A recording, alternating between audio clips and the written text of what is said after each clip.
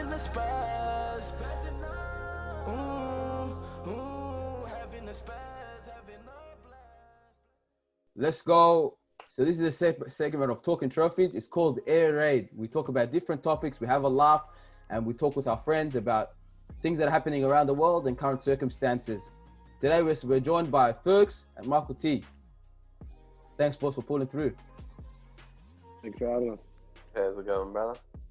First, let's go back to that flag. Let's just go back to that flag and tell us what flag you have in the back. Right, I just did my quick Googles. Apparently, it's the flag of Prussia, which was. Let me do my Googles real quick. But I thought that was a neo-Nazi, Kaz. I thought that was a neo-Nazi flag. Right, I'm gonna be honest with you. It very well may be, but I'm not too sure. Yeah, it's Prussia. So what we do in AirRaid is we jump over, talk about different topics, we have a laugh, talk about serious matters, and get our opinions on different things that are happening around the world. First topic we're going to talk about, listen, it's been happening in it's around the world. It's a pandemic. It's killing us all. It's changed our lives. And I don't even know if we're going to go back to a close to normal life. But boys, we're talking about COVID-19 and anti-masks in Victoria. Who wants to start this one off? We actually got this. What do you mean I got this, bro? I thought you were gonna hit us up, bro. Come on, boys, man. Don't be shy, man. What are you guys thinking, man? Straight up, are we for masks? Are we anti-masks? You don't want me to start this. I want Michael T to start this, bro. This is why I called you here, bro. I know your views. I'm not for it and I'm not against it, bro. I don't know, bro. A lot of confusion. Kaz, the conspiracy theories, Kaz. I want to know the conspiracy theories. Is it necessary? I don't think so. What's the conspiracy theory, bro? I actually have no idea. So, no. Michael T, we had a chat about some guy that pretty much, he went to the COVID testing. He waited there for a few hours in the line. He signed the form, like, when they like, he didn't sign the form, like, they came with him with the iPad, the people, and they're like, hey, are you here to get tested? Give us your details. And the line was too long, and he's like, yo, I can't be bothered waiting. I've got things to do. And he left. So he didn't get tested. And then he got a text a few days later saying you're positive of COVID. This is Michael T telling me this. Yeah, also, now, I hope she doesn't hear this eventually, but this girl that I know, like 2 weeks ago, it was on his 53rd birthday, he died of a heart attack. And they put the death down as COVID, but he died of a heart attack. So like that's one of like a person that I actually know, you know what I mean? It's not like just reading up on that or whatever. That's actually of someone that I know now. That's where the death has been reported as COVID when it wasn't. Yeah, my mum's WhatsApp group has been receiving some messages from people saying apparently the ambulance pulls up to their house and they say they got a broken leg, but the ambulance tells them, we're gonna write it down as COVID. Would you sign up for it? So I don't know, bro. I don't know. It's a tricky one, man. That's fucked up because that's getting put on every day on the news. We see this many deaths, but you know what I mean? Like, what are actually the COVID deaths? You know what I mean? We don't know. No one knows. If they're putting someone that has a heart attack, they're putting someone with a broken leg down as a COVID death. Nah, I was fucking around. I was exaggerating there a little bit. You can't. I'm telling you, these WhatsApp groups, bro, don't trust them, bro.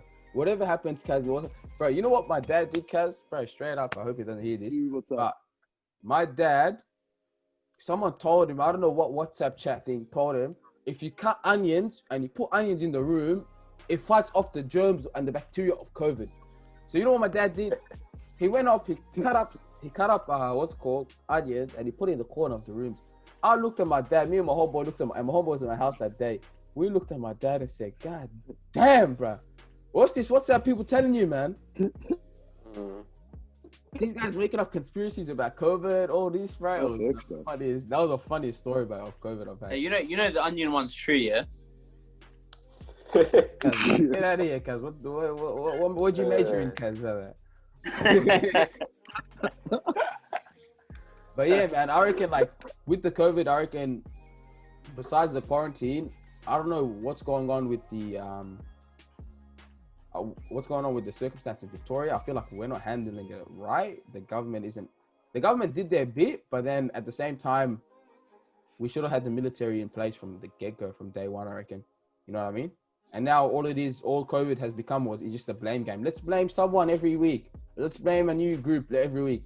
It's these guys' fault that COVID's growing. No, it's not, man. Everyone's still getting tested. The results still happening. End of the day, the government's responsible for dealing with this. You know what I mean? I'm not saying the government's bad. They're trying their best. But at the same time, we can't be blaming, every week, find a new little minority group or something to blame for COVID arising. Do you know what I mean?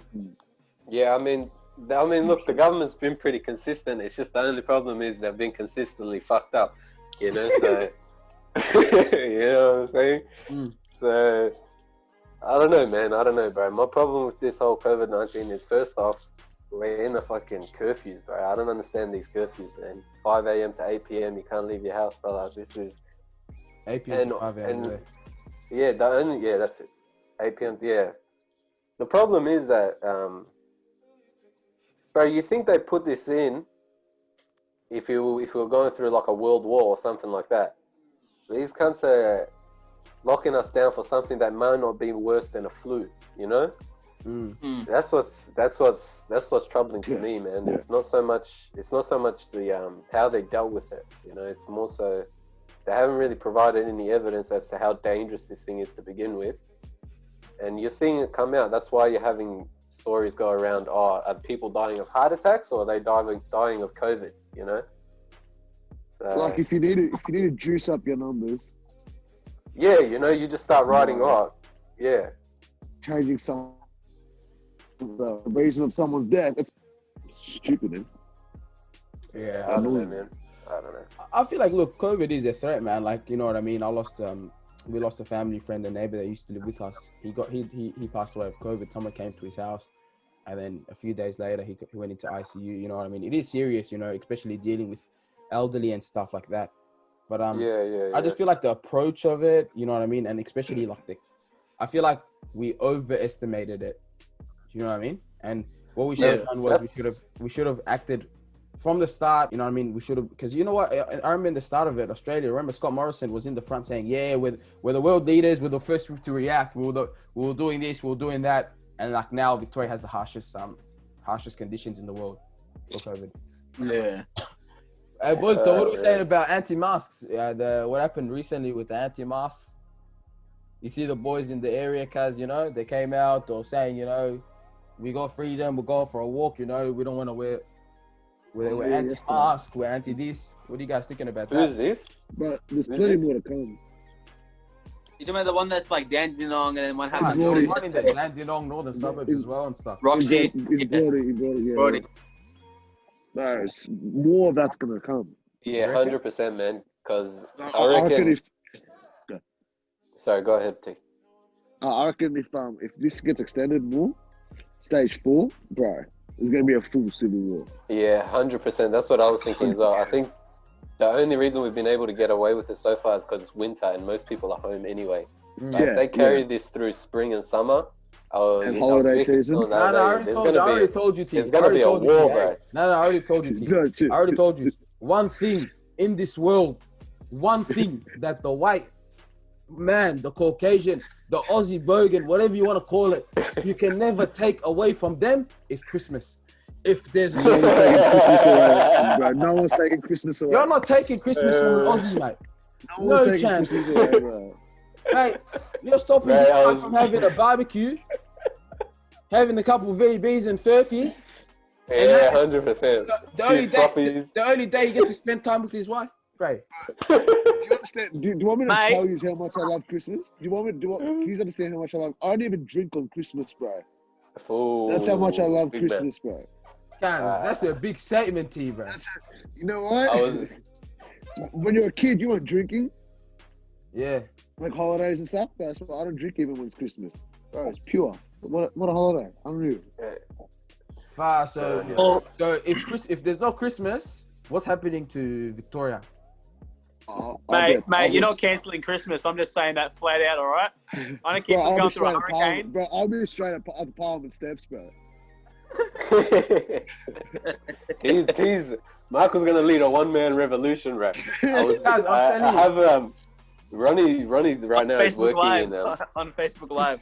That's it. Guys, I'm here on the steps of Parliament. I'm here to protest this lockdown. Guys, you can't. I'm telling you, if this lockdown, it's not happening. You're right, as you said, Furkan. It's it's only because it's winter. You know what I mean? No one's going outside. It's 15, 13 degrees, whatever. But right, if Christmas time comes on the 25th of December and there's a lockdown, stage 1 even, brother. You know, bloody Cheryl and good old dames coming up. They're going to Parliament House. They're gonna be standing there. They're gonna go crazy. That's one thing I'm telling you. Forget that, man. I have a friend right now he's working in like a country town, and they have like, it's country town. You have about like 3 shops, and 2 of them are pubs, pretty much. You know what I mean? And he's there. He's talking with the people, you know, and they're like to him, and he's like, you know, why are the pubs still open? Aren't you guys on lockdown? He's like, mate, they can take away our freedoms, but they can't take away our pub. And this is like the only thing these guys care about, bro. You know what I mean? Ham and cheese toasters.